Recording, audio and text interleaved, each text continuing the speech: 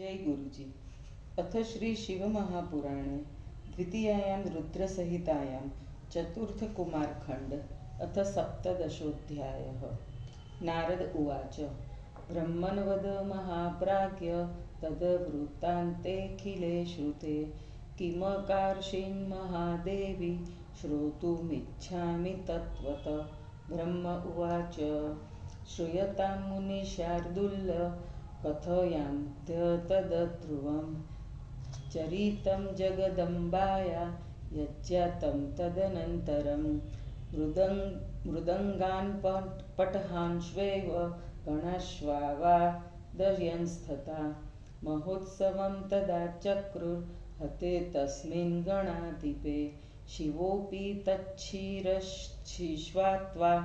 यावद्दुःखमुपाददे तावच्च गिरिजादेवी चुक्रुधाति मुनीश्वर किं करोमि क गच्छामि हा हा दुःखमुपागतं कथं दुःखं विनश्येत्तास्याति दुःखममाधुना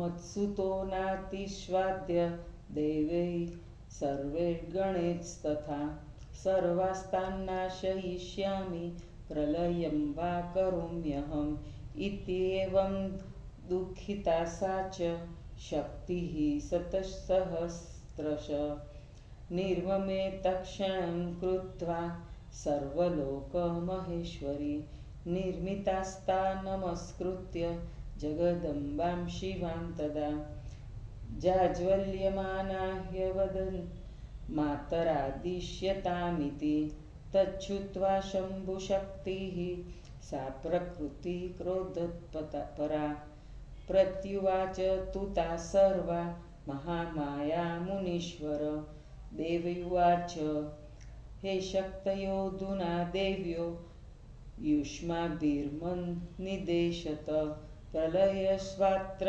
कर्तव्यो नात्र कार्या विचारणा देवाश्वैव ऋषिष्वैव यक्षराक्षसकांस्तथा अस्मदीयान् परां स्वेव सख्यो भक्षत वे हठात् ब्रह्म उवाच तदाज्ञप्ताश्व ता सर्वा शक्त्य क्रोधत्परा देवादीनां च सर्वेषां संहारं कर्तुमुद्धता यथा च तृणसंहार मनल करुते तथा एवं ता शक्त्यः सर्वा संहारं कर्तुमुद्धता गणपो वाथ विष्णुर्वा ब्रह्मा वा शङ्करस्तथा इन्द्रो वा यक्षराजो वा स्कन्दो वा सूर्य एव वा सर्वेषां चैव संहारं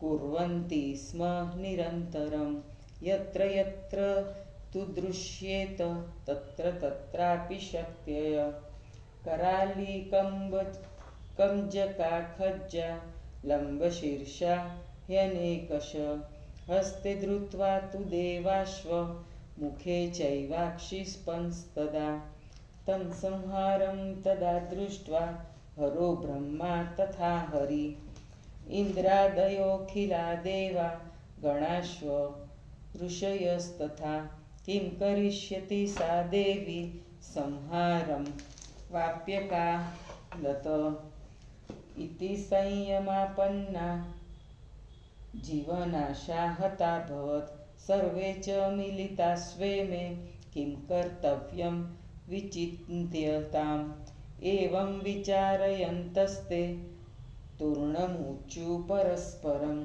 यदा च गिरिजादेवी प्रसन्ना हि भवेदिह तदा चैव भवत्स्वास्थं नान्यथा कोटियत्नत शिवोऽपि दुःखमापन्नो लोकी किं गतिमाश्रित मोहयन् सकलांस्तत्र नानालीलाविशारद सर्वेषां चैव देवानां कटिर्भङ्गा भग्ना यदा तदा शिवा क्रोधमयी साक्षात् गन्तुं न पुर उत्सहेत् स्वीयो वा परकीयो वा देवो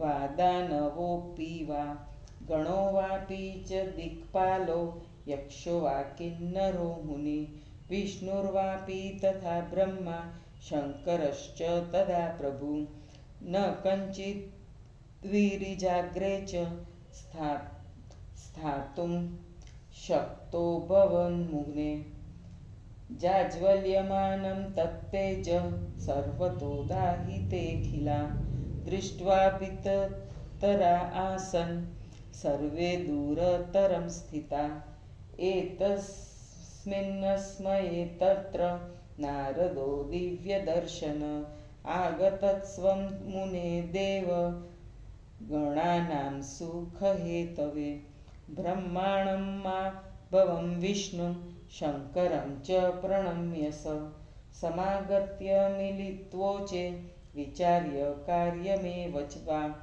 सर्वे सम्मन्त्रयाचक्रुस्त्वया देवा महात्मना दुःखशान्ति कथं स्याद्वे समुच्चुस्तत एव ते यावच्च गिरिजादेवी कृपां नैव करिष्यति तावन्नैव सुखं स्याद्वै नात्र कार्या विचारणा ऋषयो हि त्वदात्याश्च गतास्ते वै शिवान्तिकं सर्वे प्रसादयामासु क्रोधशान्त्ये तदा शिवं पुनः पुनः प्रणेमुच्च स्तुत्वा स्तोत्रैरनेकश सर्वे प्रसादयन् प्रीत्या प्रोचुर्देवगणाज्ञया सुरस्य ऊचु जगदम्ब नमस्तुभ्यं शिवायै च नमोऽस्तु ते चण्डिकायै नमस्तुभ्यं कल्याण्यै च नमोऽस्तु ते आदिशक्तिस्त्वमेवाम्ब सर्वसृष्टिकारी सदा त्वमेव पालिनिशक्ति त्वमेव प्रलयङ्करी प्रसन्ना भव देवेशि शान्तिकुरु नमोऽस्तु ते सर्वहि विकलं देवी त्रिजगत्कोपत ब्रह्म उवाच एवं स्तुता परा देवी ऋषिभिस्त्वदादिभिः कृतदृष्ट्या तदा तांश्व किञ्चिन्नोवाच सा शिवा तदा च ऋषयः सर्वे नत्वा तच्चरणाम्बुजं पुनरुचु शिवा भक्त्या कृताञ्जलिपुटाशने ऋषय ऊचु क्षम्यतां देवी संहारो जायतेऽधुना तव स्वामी स्थितस्वात्र पश्यतमम्बिके वयं के च इमे देवा विष्णुब्रह्मादयस्तथा प्रजाश्च भवदीयाश्च पृथज्जल्लिपुटास्थिता क्षन्तव्यश्वापराधो वै सर्वेषां परमेश्वरी सर्वे हि विकलाश्चाद्य शान्तिं तेषा शिवे कुरु ब्रह्म उवाच इत्युक्त्वा ऋषयः सर्वे सदीनतरमाकुला सन्तस्थिरे चण्डिकाग्रे कृताञ्जलिपुटास्तदा एवं श्रुत्वा वचस्तेषां प्रसन्ना चण्डिकाभवत् प्रत्युवाच ऋषींस्तान्वे करुणाविष्टमानसा देवी उवाच मत्पुत्रो यदि जीवेत तदा संहरणं नहि यथा हि भवतां मध्ये पूज्योऽयं च भविष्यति सर्वान् दक्षो मे दद्य यूयं कुरुत तदक्ति तदा शान्तिर्भवेल्लोके नान्यथा सुखमाप्यस्थ ब्रह्म उवाच इत्युक्तास्ते सदा सर्वे ऋषयो युष्मदादय तभ्यो देवेभ्य आग्रत्य सर्ववृत्तं न्यवेदयन् ते च सर्वे तथा श्रुत्वा शङ्कराय न्यवेदयन् नत्वा प्राज्यलियो दीना शक्रप्रभृतयः सुरा प्रोवाचेति सुराच्युत्वा शिवश्वापि तथा पुनः कर्तव्यं च तथा सर्वलोकस्वास्थ्यं भवेदिह। उत्तरस्यां पुनर्यार्य प्रथमं यो मिलेदिह तच्चिरश्व समाहृत्य योजनीयं कलेवरे। ब्रह्म उवाच ततस्तैस्तकृत्वं सर्वं शिवाज्ञा प्रतिपालके कलेवरं समानीय प्रक्षाल्यं विविध्वच तत् पूजयित्वा पुनस्ते वै गताच्छोदमुखास्तदा प्रथमं मिलितस्त्र हस्तिचाप्ये कदन्तक तच्चिरश्च तदा नीत्वा यत्र ते योजयन् ध्रुवं संयोज्य देवता सर्वा शिवं विष्णुविधिं तदा प्रणम्य वचनं प्रोच्युर्भवयुक्तं कृतं च न अनन्तरं च तत्कार्य भवतात्ववशेषितं ततस्ते तु विरेजुश्च पार्षदाश्वसुरासुखम् अथ तद्वचनं श्रुत्वा शिवोक्तं पर्यपालयन् उचुस्ते च सदा तत्र ब्रह्मविष्णुसुरास्तथा प्रणम्येशं शिवं देवं स्वप्रभुं गुणवर्जितं यस्मात्वजे सर्वे वयं जाता महात्मनः त्वतेजस्तस्य माया तु वेदमन्त्राभियोगत इत्येवमभिमन्त्रे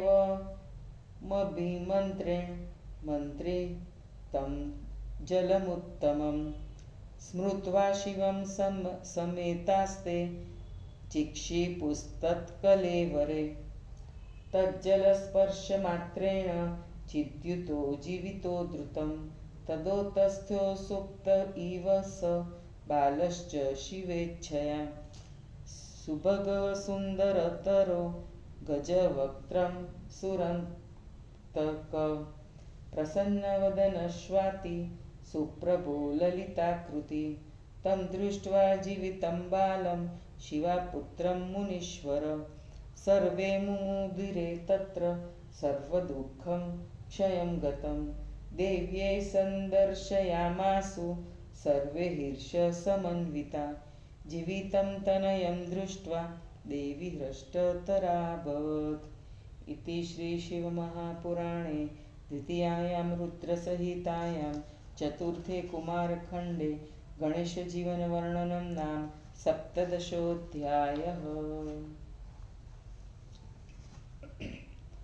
हिंदी अनुवाद। नारद जी ने कहा, हे महाप्राज्ञ ब्रह्मा जी, इस समाचार को सुनने के बाद महादेवी ने क्या किया, मैं उसे ठीक ठीक सुनना चाहता हूँ। ब्रह्मा जी ने कहा, हे मुनिवर जगदम्बा के उस चरित्र को मैं आज कहता हूँ जो उसके बाद हुआ। उस गणेश के मारे जाने पर शिवजी के गण मृदंग पटह आदि बाजे बजाकर उत्सव मनाने लगे। हे मुनिवर, शिवजी भी उसके सिर को काटकर जब दुख मना रहे थे तब तक गिरिजा देवी अत्यंत क्रुद्ध हुई। मैं क्या करूं, कहाँ जाऊं, हाय हाय मैं दुखी हो गई हूँ।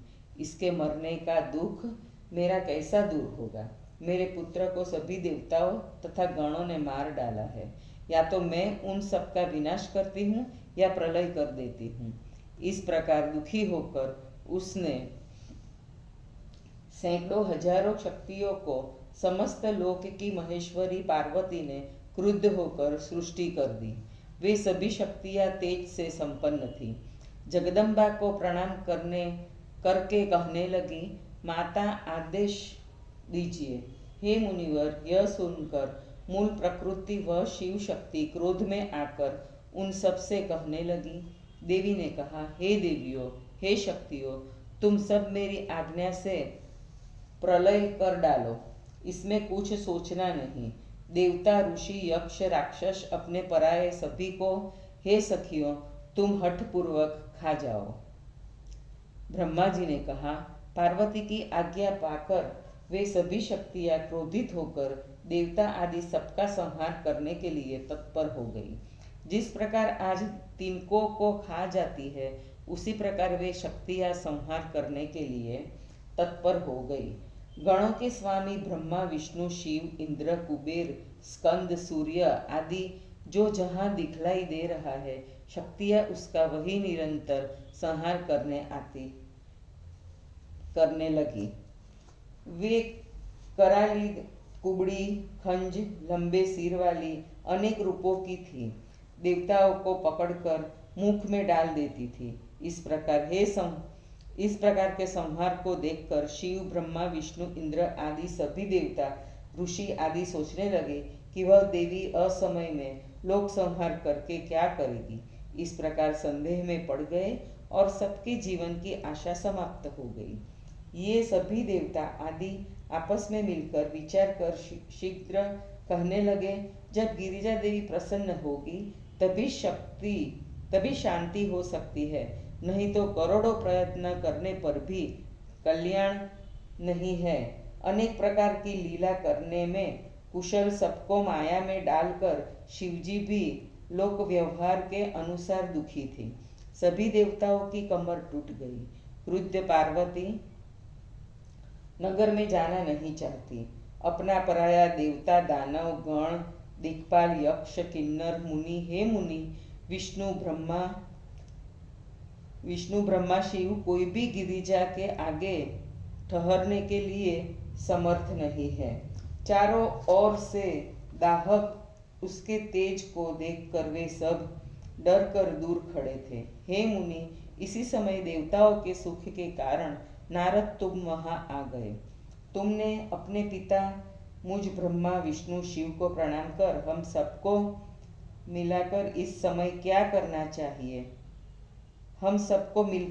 समय क्या करना चाहिए, यह विचार कर सब देवता तुम्हारे साथ मिलकर सोचने लगे कि दुख की शांति कैसे हो। सभी ने कहा, जब तक गिरिजा देवी कृपा नहीं करेगी तब तक सुख नहीं मिल सकता, इनमें संदेह नहीं है। उसके बाद तुम्हें साथ लेकर ऋषिगण शिवा के समीप गए। सभी ने क्रोध शांत करने के लिए शिवा से प्रार्थना की। देवगणों की आज्ञा से बार बार प्रणाम करके, अनेक स्तोत्रों से उनकी स्तुति करके सबने उन्हें प्रेम से प्रसन्न किया। देवर्षियों ने कहा, हे जगदम्बा, शिवा, कल्याणी, चंडिका, आपको बार बार नमस्कार है। हे माता, सबकी सृष्टि करने वाली आप ही आदि शक्ति है। आप ही जगत का पालन करती है और आप ही विनाश करती है। हे देवताओं की स्वामिनी, शांति कीजिए, आपको नमस्कार है। हे देवी, आपके कोप से तीनों लोक व्याकुल है। ब्रह्मा जी ने कहा, इस प्रकार उस पराम्बिका देवी की स्तुति तुम्हारे साथ ऋषियों ने की। उस समय क्रोधपूर्ण दृष्टि के कारण उन ऋषियों से कुछ नहीं कहा। उस समय सभी ऋषियों ने उसके चरण कमलों को प्रणाम किया। हाथ जोड़कर धीरे धीरे भक्ति से उन्होंने फिर शिवा से कहा। ऋषियों ने कहा, हे देवी, संहार को रोकिए। हे माता, देखिए आपके स्वामी यहाँ उपस्थित है। हम कौन हैं? ये ब्रह्मा, विष्णु आदि देवता और आपकी प्रजा यहाँ हाथ जोड़कर खड़ी है। हे शिवा, हे परमेश्वरी, सबका अपराध क्षमा कीजिए। आज सब व्याकुल है, इसलिए आप शांति कीजिए। ब्रह्मा जी ने कहा। इतना कहकर वे सभी ऋषिगण अत्यंत दीन भाव से हाथ जोड़कर देवी के सामने बैठ गए। इस प्रकार अनेक वचनों को सुनकर चंडिका प्रसन्न हुई और दया करके उन ऋषियों से उसने कहा, देवी ने कहा, मेरा पुत्र यदि जीवित हो जाए तो संहार नहीं होगा और आप सबके बीच में पूज्य होगा और सब देवताओं का अध्यक्ष यदि आप स्वीकार करते हो तो संसार में सुख शांति होगी, अन्यथा नहीं। ब्रह्मा जी ने कहा। देवी के इतना कहने पर तुम्हारे साथ सभी ऋषियों ने देवताओं से आकर सब समाचार कहा। दुखी इंद्र आदि देवताओं ने प्रणाम पूर्वक यह समाचार शिवजी से कहा। देवताओं की इस बात को सुनकर शिवजी ने कहा, ऐसा करना ही चाहिए जिससे सभी प्रजा सुखी हो। तुम लोग उत्तर दिशा की ओर जाओ। जो पहले मिल जाए सिर को लाकर उसके धड़ के साथ जोड़ दो। ब्रह्मा जी ने कहा। शिवजी की आज्ञा का पालन करने वालों ने गणेश के उस शरीर को विधिवत धोकर उसकी पूजा करके वे उत्तर की ओर गए। उन्हें सबसे पहले एक दांत वाला हाथी मिला। उसके सिर को लाकर उन्होंने उसे धड़ से जोड़ दिया। उसे जोड़कर सभी देवताओं ने शिव विष्णु ब्रह्मा से कहा, हमने आपकी आज्ञा का पालन कर दिया, अब आप अपना कार्य कीजिए। ब्रह्मा जी ने कहा। उसके बाद वे सभी देवता का पार्षद शिवजी की आज्ञा का पालन कर सुखपूर्वक सुशोभित हुए। ब्रह्मा विष्णु आदि देवताओं ने निर्गुण अपने स्वामी शिवजी को प्रणाम करके कहा, जिस प्रकार आपने तेज से तुम्हारी उत्पत्ति हुई है, हमारी उत्पत्ति हुई है, वैसे ही आपके तेज तथा वेद मंत्रों के प्रभाव से इसमें भी तेज प्रकट हो जाए। इस प्रकार कहकर उन सभी देवताओं ने शिवजी के साथ मंत्रों से अभिमंत्रित जल उसके कलेवर के ऊपर छिड़का। उस जल के स्पर्श मात्र से वह चैतन्य युक्त होकर जीवित हो गया। शिवजी की इच्छा से वह बालक सोए हुए की भ्रांति उठ खड़ा हुआ। सौभाग्य संपन्न हाथी के मुख वाला रक्तवर्ण परम सुंदर प्रसन्न मुख, सुंदर प्रभायुक्त ललित आकृति वाला हे मुनिवर, उस जीवित बालक शिवापुत्र को देखकर सब प्रसन्न हुए और सब दुख नष्ट हो गए। सबने प्रसन्न होकर बालक पार्वती को दिखलाया। अपने पुत्र को जीवित देखकर पार्वती देवी अत्यंत प्रसन्न हो गई। जय गुरु जी।